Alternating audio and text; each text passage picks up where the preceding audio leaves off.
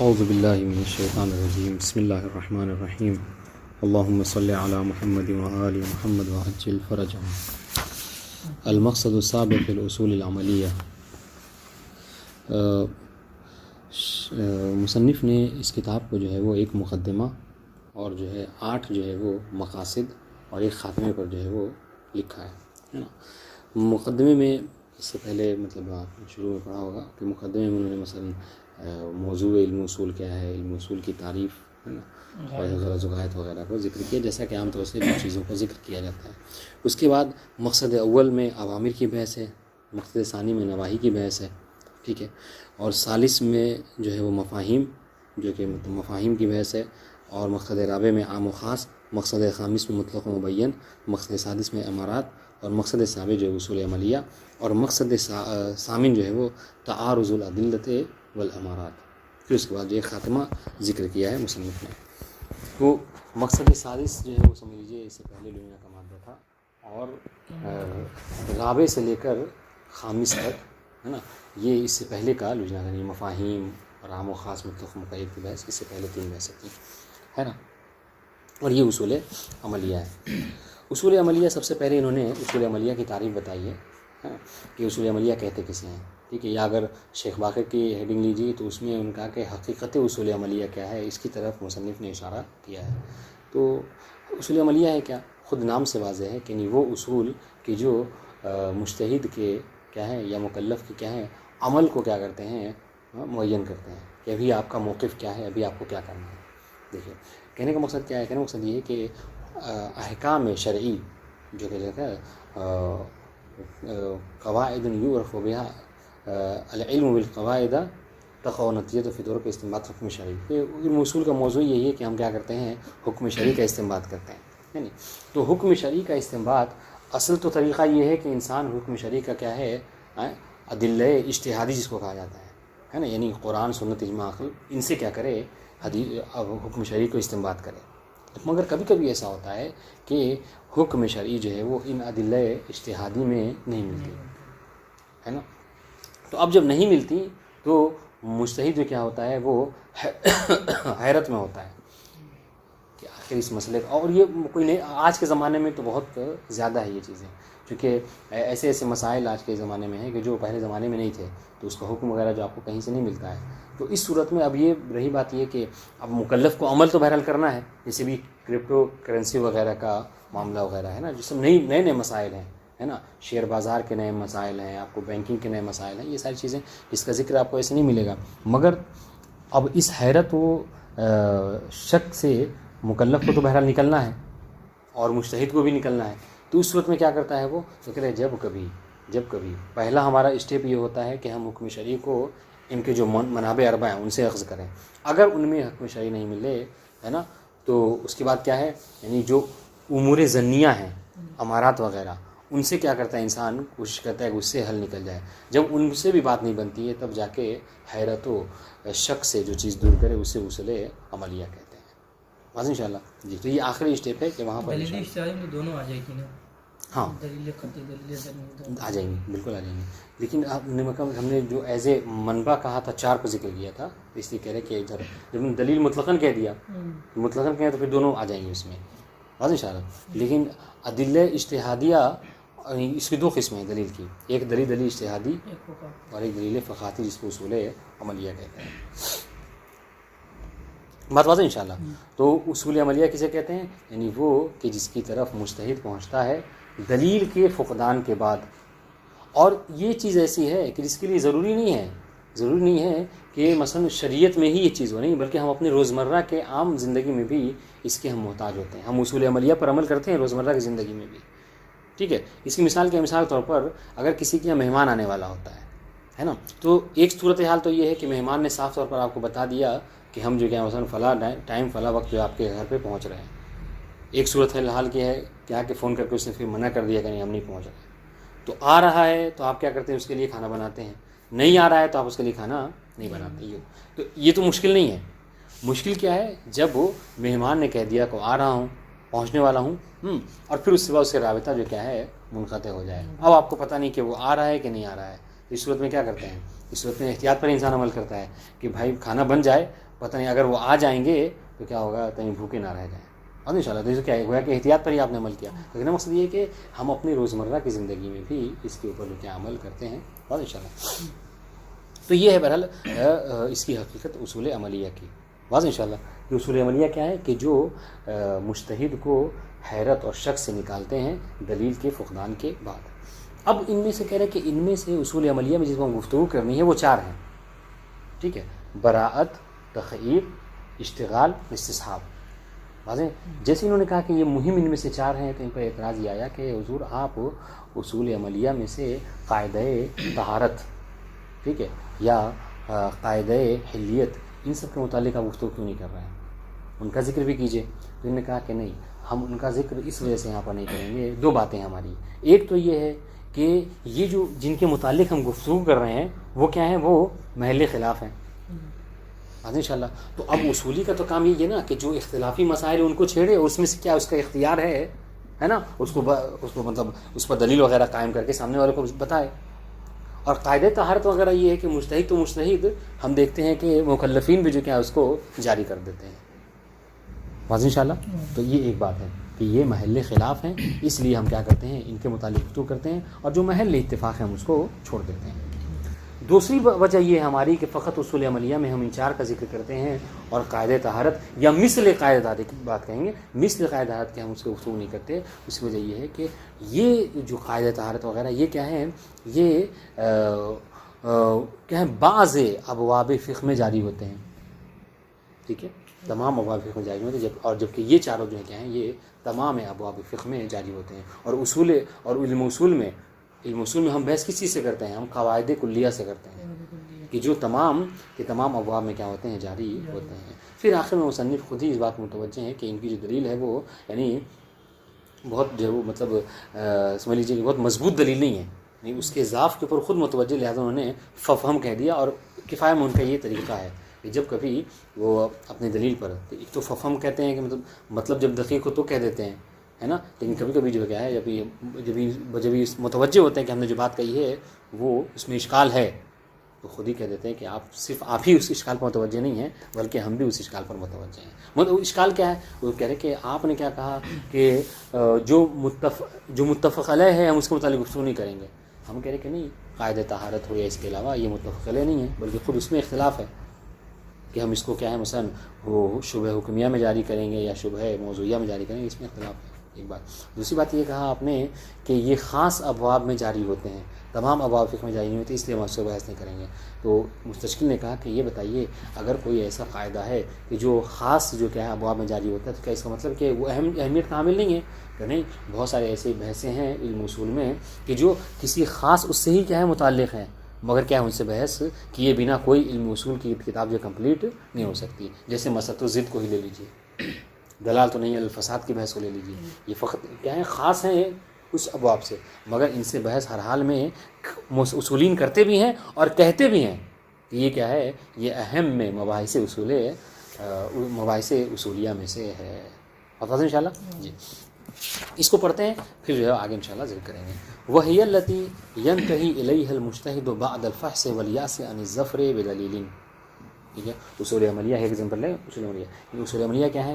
اصول عملیہ وہ ہیں کہ جن کی طرف مجتہد کو جو ہے وہ مجتہد کا انتہا ہوتی ہے، یعنی بس یعنی یہ آخری اسٹیپ ہے اس کا، ہاں، جس طرح مجتہد پہنچتا ہے، مجتہد کی انتہا ہوتی ہے کس بعد الفحص. ہاں البتہ ایک بات ہے کہ پہلے تو مجتہد کی ذمہ داری کیا ہے کہ وہ فحص کرے کسی بھی حکم کے متعلق. اس کی مثال ہم تو سے دیتے ہیں جیسے تدخین کے متعلق ہے نا، تدخین کے متعلق کہ اس کا حکم کیا ہے، یہ حدیث چیز ہے، یہ ہے نا، بعد میں آنے والی کرپٹو کرنسی ہے مثلا اس کے متعلق. تو کہہ رہے کہ پہلی ذمہ داری یہ ہے کہ قرآن و حدیث میں ہی اس کے حکم کو تلاش کیا جائے یا ظنون سے ہی اس کے حکم کو تلاش کیا جائے.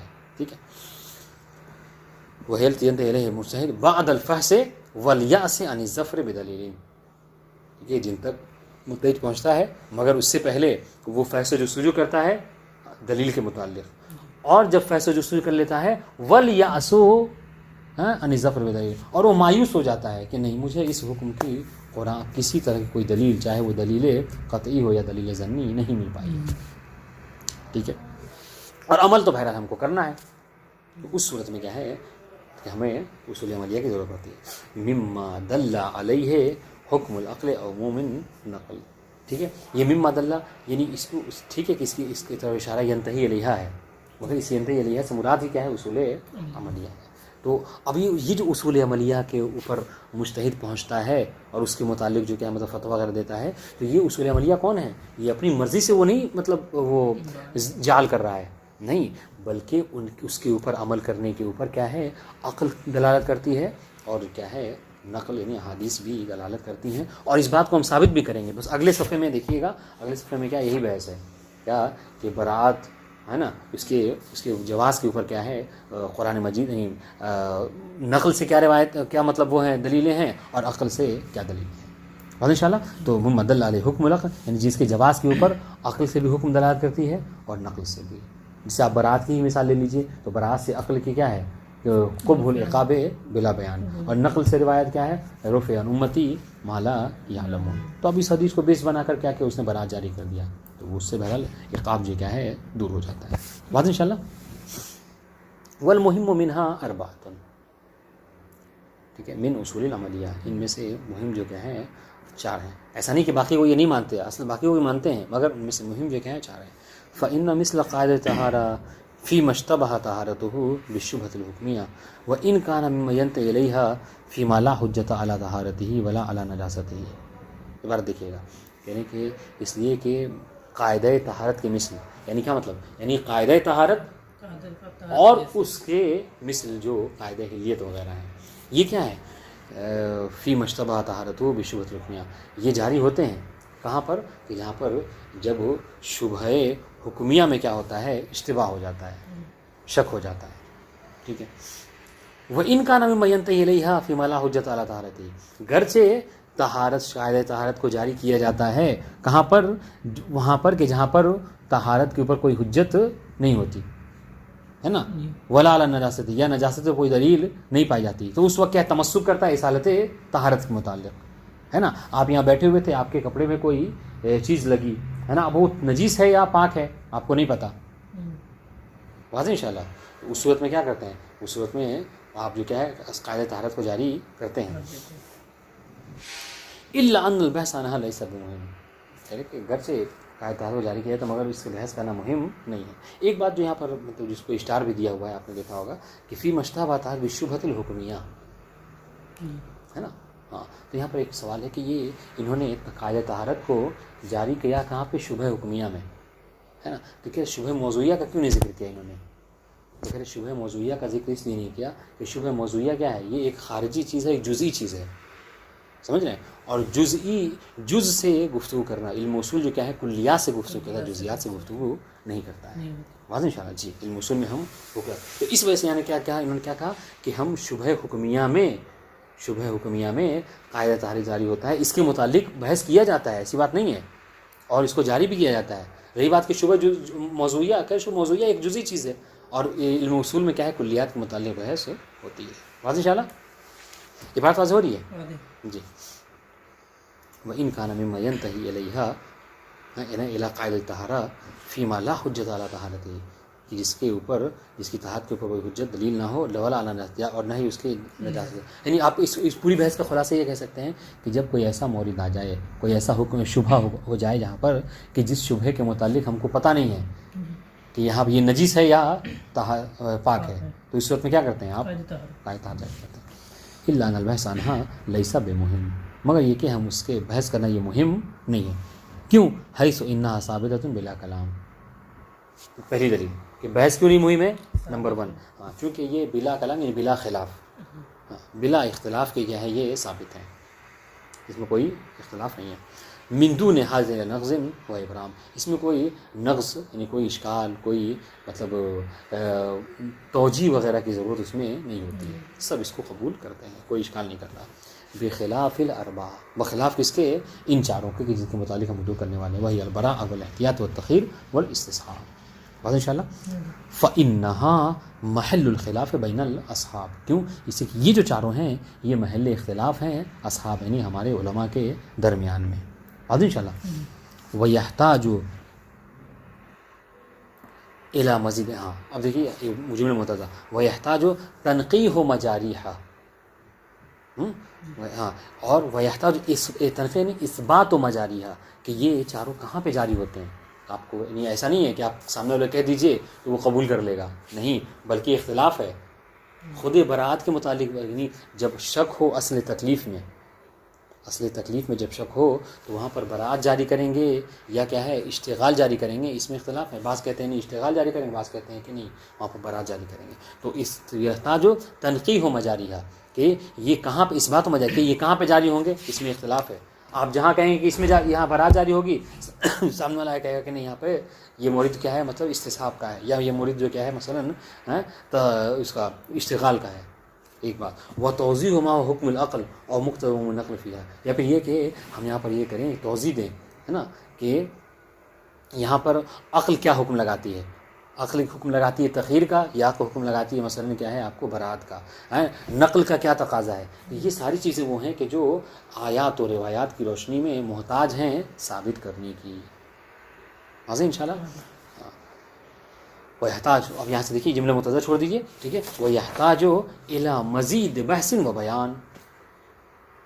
ٹھیک ہے, یہ ضرور محتاج ہیں کس کے کہ انسان زیادہ زیادہ اس میں بحث کرے, گفتگو کرے. ٹھیک ہے. وَمَعُونَةُ حُجَّةٍ وَبُرْهَانٍ. اور اگر وہ کہتا ہے کہ یہ مورد مثلا برات کا ہے تو برات کا کیوں ہے, اس کے اوپر حجت اور برہان کیا ہے قائم کرے. تو اب چونکہ بات دیکھیے اور کسی بھی علم میں یہی تو ہے, علم کا مطلب کیا ہے, کوئی کتاب لکھی جاتی ہے, کسی علم میں کسی بحث کو شامل کیا جاتا ہے, اس کا مقصد یہی ہوتا ہے اتفاقی باتیں کو جس میں سب کا اتفاق ہے اس کو آپ ذکر تو کوئی کمال نہیں ہے. کمال تو یہ ہے کہ آپ اختلافی باتوں کو لائیے اور اس پر دلیل وغیرہ قائم کر کے اس کو اس طریقے سے قرار دیجئے کہ کوئی اس پر اعتراض نہ کر سکے. تو اس وجہ سے ہم نے کیا ہے ان چاروں کو چنا ہے بحث کرنے کے اصول عملیہ میں. حاضہ یعنی خذ حاضہ. ٹھیک ہے جی. اصول عربی میں اصول اربعہ ہاں ہاں یعنی یہ کہ یعنی یہ کہ اب یہ کہنا چاہ رہے کیا حاضر یعنی کیا, یعنی یہ کہ ایک تو یہ بات ہے, ایک تو یہ بات ہے کیا کہ ہم اصول عملیہ سے بحث کیوں کر رہے ہیں کہ چونکہ یہ محل اختلاف ہے. خود حاضر ایک مع تو یہ پلس کی بات ہے, اصول میں سے کیوں بحث کر رہے ہیں چونکہ یہ محل خلاف ہے. اب پلس مع کی طرح ہاں جریان فی کل ابواب, یہ کہ یہ جاری ہوتے ہیں تمام ابواب فقہ میں. وہ اختصاص القاعدہ ببعضها, جبکہ وہ جو قاعدہ طہارت ہے یہ بعض ابواب فقہ میں جاری ہوتے ہیں.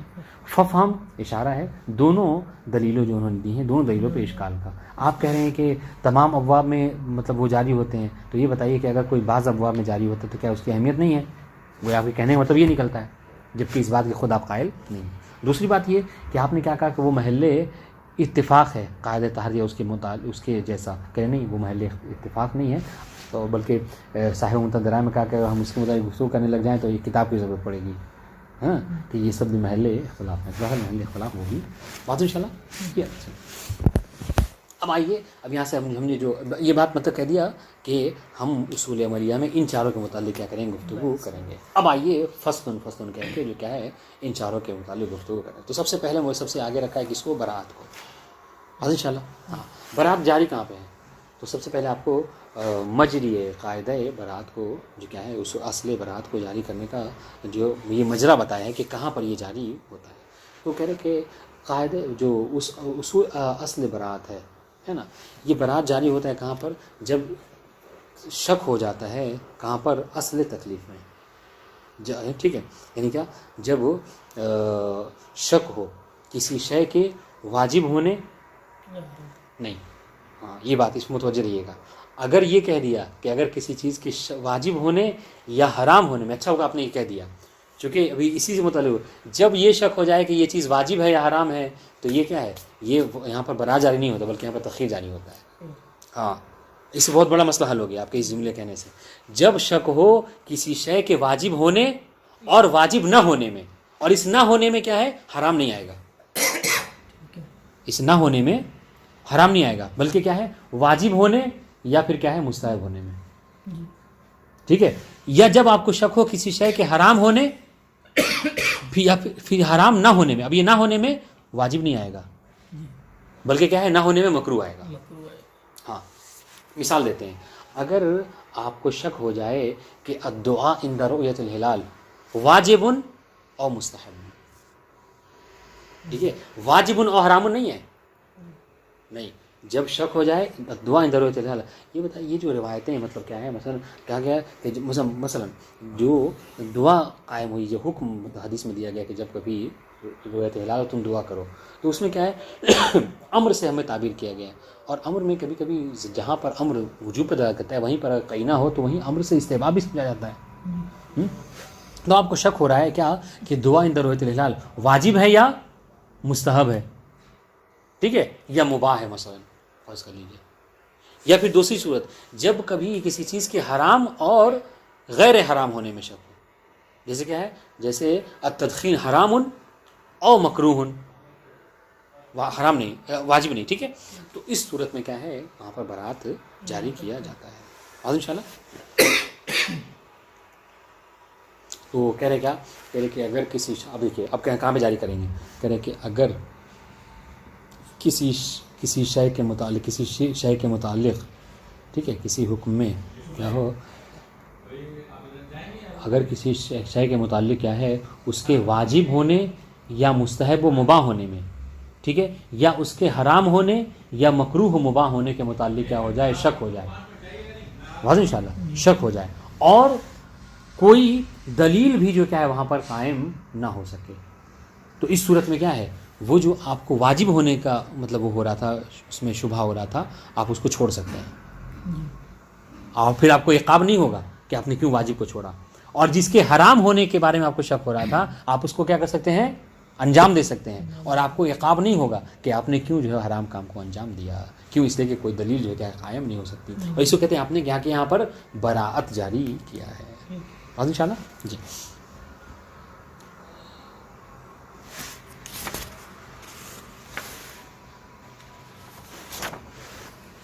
لو شک فی وجوب شیء و حرمتہ, اگر کسی شے کے واجب ہونے, ٹھیک ہے, یا کسی شے کے حرام ہونے میں کیا ہو, شک ہو.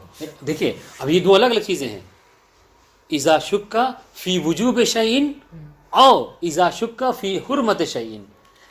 یہ نہیں کہہ رہے ہیں کہ اذا شک فی وجوب شیء او وجوب نفس اور حرمت نفس ذالک الشیء, یہ نہیں ہے, چونکہ اگر یہ بات ہوئی تو پھر تو یہ تخیر کا مورد ہے.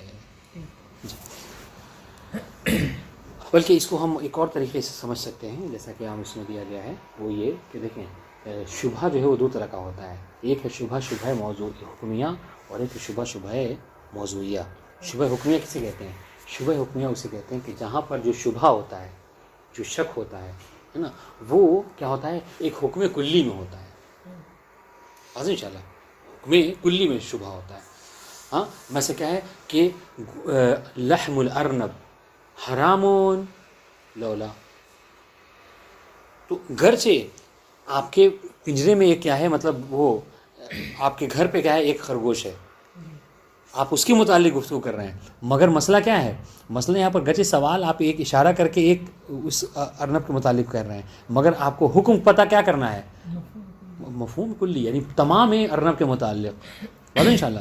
تو یہاں پر جب کبھی جہالت, جب کبھی شبہ حکم کلی میں ہو, تو اس صورت میں کیا کہتے ہیں, شبہ حکمیہ ہوتا ہے. بات انشاءاللہ. اب اگر آپ نے فیصل جستجو کی, آپ کے نزدیک ثابت ہو کہ نہیں حدیث دلالت کرتی ہے کہ لحم ارنب کیا ہے, حرام ہے, تو فقط یہ نہیں کہ اس ارنب کا گوشت حرام ہوگا, بلکہ جو بھی خرگوش ہوگا اس کا گوشت آپ کے لیے حرام ہو جائے گا. یہ شبہ حکمیہ. شبہ موضوعیہ کسے کہتے ہیں, شبہ موضوعیہ اسے کہتے ہیں کہ جہاں پر حکم کلی تو آپ کو پتہ ہے, حکم کلی تو آپ کو پتہ ہے کہ الخمر حرام, ٹھیک ہے, والخل جائز, ٹھیک ہے, یہ صحیح ہے, مباح, کرے یہ حکم کلی آپ کو پتہ ہے, مگر آپ کو خارج میں آپ نے کمرہ کھولا تو دیکھا کہ آپ گلاس میں ایک پانی رکھا ہوا ہے, ایک مائع ہے کوئی چیز, ٹھیک ہے, اب اس کے متعلق آپ کو یہ شک ہو رہا ہے کہ اس میں یہ شراب رکھی ہے یا پانی رکھا ہے یا خل ہے, ٹھیک ہے, سرکہ ہے. اگر سرکہ ہے تو آپ کو حکم پتہ ہے کہ سرکہ جائز ہے, اور اگر یہ پانی رکھا ہوا شراب ہے تو آپ کو حکم پتہ ہے کہ کیا ہے, وہ حرام ہے. بس آپ کو شک کہاں, شبہ کہاں پر ہے, اس مائع میں موجود, انشاءاللہ. تو اب اگر یہاں پر اگر چیز آپ ثابت بھی کریں کچھ کر کے, تو یہ صرف اس کے متعلق, اس گلاس کے متعلق حکم لگا رہے ہیں, آپ پورے دنیا کے سارے پانی کے متعلق آپ حکم نہیں لگا رہے ہیں. تو یہ کہنا چاہ رہے ہیں کہ جب کبھی شبہ کیا ہو, حکم جزئی کسی خاص خارجی چیز کے جزئی کے متعلق ہو تو اسے شبہ موضوعیہ کہتے ہیں، اور جب کبھی حکم جو کیا ہے شبہ کسی حکم کلی کے متعلق ہو تو اسے کیا کہتے ہیں، حکم شبہ حکمیہ کہتے ہیں۔ بعد انشاءاللہ علم اس میں کیا کہتے ہیں علم اصول میں ہماری جو گفتگو ہوتی ہے وہ کس کے متعلق ہوتی ہے؟ وہ ہماری شبہ حکمیہ کے متعلق گفتگو ہوتی ہے، شبہ موضوعیہ کے متعلق ہماری گفتگو نہیں ہوتی۔ کیوں؟ اس لیے کہ ہم کلیات کے بارے میں بحث کرتے ہیں، جزیات کے متعلق بحث نہیں کرتے ہیں۔ بات ان شاء اللہ جی۔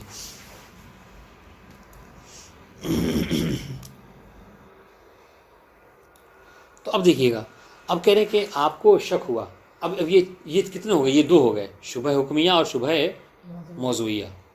بات ان شاء اللہ، اور آپ کو جو شک ہو رہا ہے وہ کبھی کسی چیز کے واجب ہونے یا حرام ہونے کے متعلق جو کیا ہے شک ہو رہا ہے کہ نہیں؟ تو یہ چار ہو گئے، ہے نا۔ اور یہ جو شبہ آتا ہے انسان کے اوپر، بھی آگے ذکر کریں گے، یہ شبہ ہوتا ہے یہ کس بیس پر ہوتا ہے؟ کہ چار چیزوں کی بنا پر شبہ ہوتا ہے۔ یا تو شبہ کیا ہوتا ہے؟ چونکہ کوئی فقدان نص، کوئی دلیل وغیرہ نہیں ہے، اس وجہ سے آپ شبہ کا شکار ہو گئے، ٹھیک ہے۔ یعنی کیا مطلب؟ یعنی جیسے یہ کہ تدخین کے متعلق کوئی نص آپ کو نہیں ملی تو اس وجہ سے آپ شبہ کا شکار ہوئے۔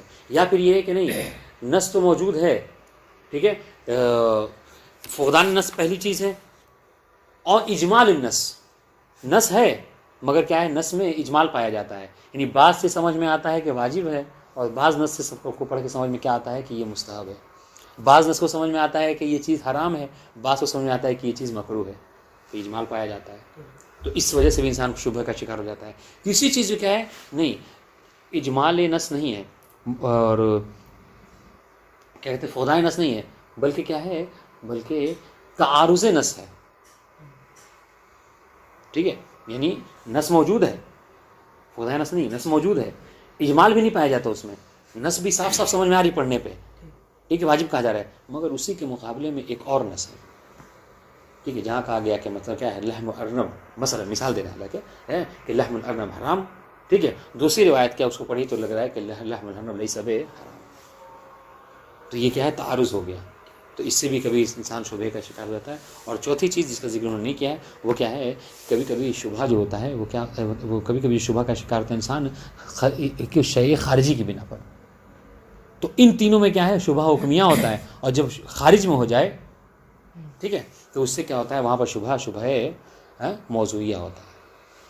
اور انشاءاللہ جیسا کہ مثال دی تھی کہ خارج میں وہ جو پانی رکھا تھا مائع میں، اس کے متعلق آپ کو نہیں سمجھ میں آ رہا تھا کہ یہ پانی یعنی شراب ہے تاکہ حرام ہو، یا یہ سرکہ ہے تاکہ جائز ہو، تو اس وجہ سے بھی کبھی کبھی انسان شبہ کا شکار ہو جاتا ہے۔ لیکن مثال سب دیتے ہیں یہی خارجی مثال دیتے ہیں، ایک گلاس میں پانی رکھا ہوا ہے، ابھی شراب یا پانی، تو یہ شبہ موضوعیہ ہے، شبہ موضوعیت ہے، اس میں تو ہم بحث ہی نہیں کرتے ہیں حکم کلی کے اعتبار سے، صحیح بات، اجتناب کرنا چاہیے اس طریقے کی مثال دے، اسے یعنی مفہوم کلی کے اعتبار سے انسان مثال دے۔ ہاں عام طور سے مطلب یہ ایک وجہ یہ بھی ہو سکتی ہے نا کہ یہ بہت سامنے کی بات ہے، اس لیے ہمارے ذہن میں رہ جاتی ہے، صحیح بات ہے۔ تو دیکھیے، تو یہ کہنے کا مقصد کیا ہے، کہنے کا مقصد یہ کہ یہ چار مراحل ہے، تو چار یہ اور چار وہ 8 ہو گئے الگ الگ۔ اب یعنی اب ہر ایک کے متعلق جو کیا ہے، اب فرق ہے شیخ صاحب کفایہ میں اور شیخ اعظم انصاری میں۔ شیخ اعظم انصاری نے کیا کیا ہے، ہر ایک بحث کو الگ الگ گفتگو کیا ہے، کیا کہ جب کبھی شبہ کیا ہو، شبہ کیا ہو وجوبیہ ہو، اور جو مطلب شبہ نشو منشأ شبہ کیا ہے، اس کو منشأ شبہ سے تعبیر کر سکتے ہیں کہ منشأ شبہ کیا ہے، منشأ شبہ کیا ہے، فقدان نص ہے، منشأ شبہ اجمال نص ہے۔ انہوں نے کہ ہر ایک کو الگ الگ بیان کیا ہے، اور ہر ایک کا حکم الگ الگ بیان کیا، کس نے، شیخ اعظم انصاری نے۔ مصنف کہہ رہے کہ ہم کو الگ الگ ہر ایک کی بحث کرنے کی ضرورت نہیں ہے، جبکہ ہر ایک کا حکم جب ایک ہے تو پھر ضرورت کیا ہے کہ ہم ہر ایک کو الگ الگ بیان کریں۔ اس میں مصنف نے بس یعنی ہر ایک کو الگ نہیں بلکہ ایک ہی ساتھ بیان کر لیا۔ بتا دوں انشاءاللہ، دیکھیے گا، لو شک فی وجوب شیء و حرمتہ، اگر کسی شے کے واجب ہونے، ٹھیک ہے، یا پھر اسی شے کے نہیں، یا پھر یہ کہیے، یا پھر کسی شے کے حرام ہونے میں شک ہو جائے، ٹھیک ہے، ولم تنحز حجت علیہ، اور کوئی حجت بھی اس پر قائم، نحوز یعنی قائم ہونا، ہاں، ولم تقم یعنی اور کوئی حجت بھی اس کے اوپر دلیل بھی قائم نہ ہو سکے، تو کیا ہے، جاز شرعا و عقلا ترک الاول فعل الثانی. تو یہاں پر آپ کو شرع بھی اجازت دیتی ہے اور عقل بھی اجازت دیتی ہے کیا کہ آپ ترک الاول کہ جس کے وجوب کے متعلق آپ کو شک ہو رہا تھا، حالانکہ واجب کا تو کانسیپٹ یہ ہے کہ اس کو ہر حال میں انجام دیا جائے، مگر چونکہ یہاں پہ یہ شبہے کا شکار ہو گیا، یہ شک ہو گیا یہاں پر، تب وہ ہے کہ اب یہ واجب کا کیا ہے، یہ کانسیپٹ نہیں کرنا، آپ اس کو ترک کر سکتے ہیں واجب کو. ٹھیک ہے. وہ فعل الثانی، حرام کا تو کانسیپٹ یہ ہے کہ اس کو انسان ہرگز انجام نہ دے، مگر چونکہ یہ حرام قطعی نہیں ہے، شک کا حرام مشکوک ہے، لہٰذا آپ اس کو کیا کر سکتے ہیں، انجام دے سکتے ہیں. بات واضح ہو رہی نہیں ہو رہی؟ جی. اب سنیے گا، اب آپ کوئی کہے گا کہ بھائی واجب کو آپ نے کیا کیا، چھوڑ دیا، حرام کو آپ نے انجام دیا، تو آپ تو مطلب آپ تو عقاب کا شکار ہو جائیں گے. تو کہہ رہے نہیں، اگر کسی نے شبہے میں آ کر واجب کو چھوڑا ہے اور حرام کو انجام دے دیا ہے تو کیا ہوگا، کان معموماً من عقوبت مخالفت ہی. تو اگر فرض کر لیجئے کہ مخالفت ہو بھی گئی، جس چیز کو چھوڑا ہے واقعی وہ واجب تھا، جس کو انجام دے دیا واقعی وہ حرام ہے، تو کیا ہوگا، وہ بہرحال کیا اس پر عذاب عقاب نہیں ہوگا. کیوں؟ کانا عدم نہوض الحجت لاجل فقدان. واضح انشاءاللہ. ہاں، کیوں یہ کیوں نہیں ہوگا کہ یہ خوب ہے قابل بیان دلیل عقل اور رفع انمتی ما لا یعلمون دلیل شرع انشاءاللہ. اب آئیے یہاں پہ یہ کانا سے اشارہ کس بات کی طرف ہے؟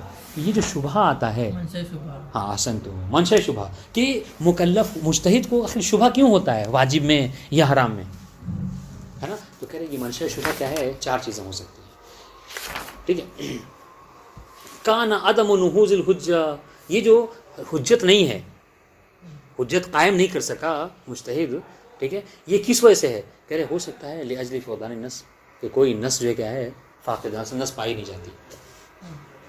آپ نے کہا کہ حجت قائم ہو، کہ حجت تو اس وقت تو قائم ہوگی جب کوئی نص ہو، اس نے فیصلہ چیز اس کو نص ہی نہیں ملی. ایک بات. دوسری بات کیا ہے منشأ شبہ کی ہو سکتی ہے، اجمال النص. نص تو ہے مگر کیا ہے، نص میں اجمال پایا جاتا ہے. ٹھیک ہے. اب اجمال کیسا پایا جاتا ہے، یہ احتمالی کا ہے، یہاں پر یہ بیان ہے اجمال کا، اجمال کا بیان کر رہے ہیں کہ یہ اجمال کیسے ہو سکتا ہے نص میں. کہہ رہے جی وہ احتمال ہی الکراہہ. ٹھیک ہے، کہ احتمال نص الکراہہ، کہ نص میں جہاں پہ حرمت ہے وہیں پر یہ بھی احتمال دیا جا رہا ہے کہ نہیں یہ چیز حرام نہیں ہو سکتی، ہو سکتا ہے مکروہ بھی ہو. نہیں جو کیا ہے صحیح ہے کہ نہیں کی دلالت کیا ہوتی ہے، حرمت پر ہے، لیکن کہیں کبھی نہیں جو کیا ہے کراہت پہ بھی دلالت کرتی ہے. انشاءاللہ. او ابل استحباب، یا پھر کیا ہے، یا پھر کہ جو امر جو وجوب پیدا کرتا ہے، کبھی کبھی امر جو کیا ہے استحباب پر بھی دلالت کرتا ہے اگر کیا ہو قرینہ وغیرہ موجود ہو. تو یہاں پر یہ کیا ہے احتمال دے رہا ہے مصنف، کون، مکلف مجتہد، کہ ہو سکتا ہے کہ جس کو واجب کہا جا رہا ہے، واجب سمجھا جا رہا ہے، نہیں یہاں پر تو یہ تو امر کیا ہے، یہاں پر استحباب پہ دلالت کرتا ہے. یعنی وہی کہ جو الدعاء عند رؤیت الہلال والی جو حدیث ہے، اس سے تو استحباب سمجھ میں آ رہا ہے، کہاں سے آپ واجب سمجھ بیٹھے. تو یہ اجمال ہے، کوئی کہہ رہا ہے کہ نہیں واجب ہے، کوئی کہہ رہا ہے کہ مستحب ہے. واضح انشاءاللہ. تو یہ 2 باتیں. اب یہاں سے پھر سے یہ اور تعارض ہے، یہ عطف کسی اور اجمال کے اوپر، کیا کہ عدم نہوض حجہ لاجل فقدان النص او اجمال النص او تعارض النص، کہ نص دیکھیے نص موجود بھی ہے، نص میں اجمال بھی نہیں پایا جاتا، ٹھیک ہے، مگر کیا ہے نص جو کیا ہے متعارض ہیں آپس میں. ایک نص کہہ رہی کہ حرام ہے، دوسری نص کہہ رہی کہ حرام نہیں ہے. ایک نص کہہ رہی واجب ہے، دوسری نص کہہ رہی کہ واجب نہیں ہے. ٹھیک ہے. تو اس صورت میں کیا ہوتا ہے، انسان شبہ کا شکار ہو جاتا ہے. اب یہاں پہ ایک اور بات ہے جس کو اشارہ کیا ہے، اور تعارض ہی تعارض نص کب، فیما لم یثبت بینہما ترجیح.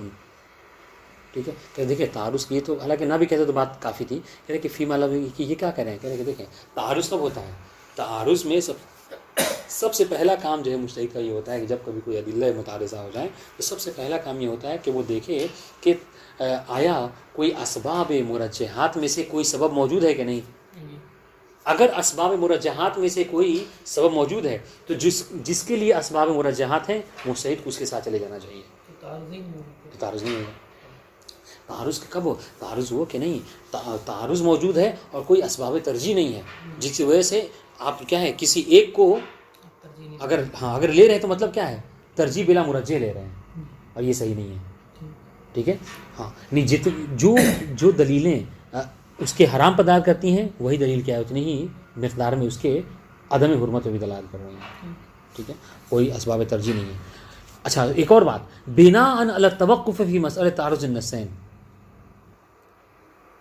ٹھیک ہے. فی ما لم یکن ترجیح فی البین. اب یہاں پر دیکھیے گا ایک اور بات کہہ رہے ہیں کیا کہ جب ترجیح نہیں ہے, ٹھیک ہے, اور ایک اور بات ہے کہ جب کبھی دو نص آپس میں تعارض کرتی ہیں تو یہاں پر دو نظریہ ہے, دو نظریہ ہے. بعض علماء تعارض نص میں کیا کرتے ہیں, وہ توقف کرتے ہیں, تساخط کرتے ہیں, ٹھیک ہے, اور بعض کیا کرتے ہیں, بعض تخیر کرتے ہیں, تخیر کو اختیار کرتے ہیں.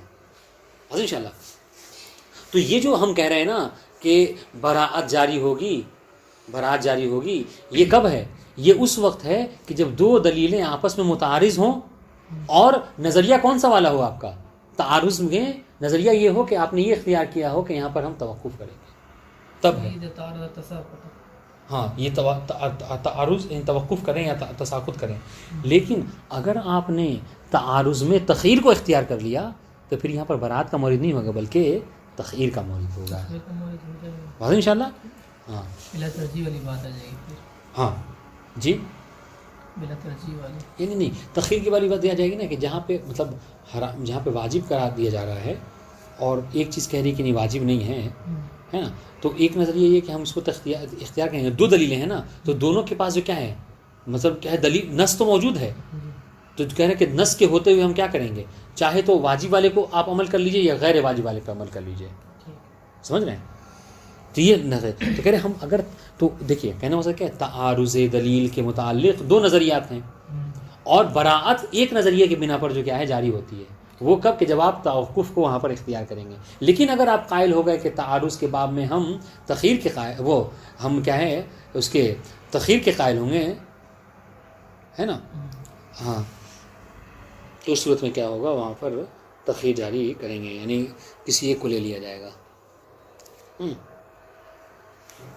صحیح. اور تعارض فیما لم یثبت بینہما ترجیح, ٹھیک ہے, کہ جب کوئی ترجیح وہاں پر نہ ہو, بنا علی التوقف فی مسئلہ تعارض النصین, اس بنا پر کہ ہم کیا کریں, توقف کریں کب, دو جب دو نص میں کیا ہو جائے, تعارض ہو جائے.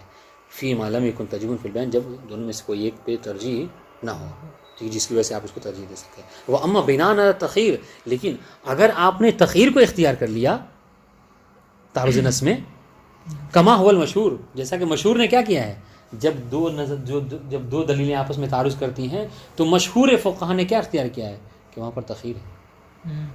ٹھیک ہے, اما بنا تخیر فلا مجال لاسات البراء وغیرہ, تو وہاں پر اسات البراء نہیں جاری کرتے ہیں.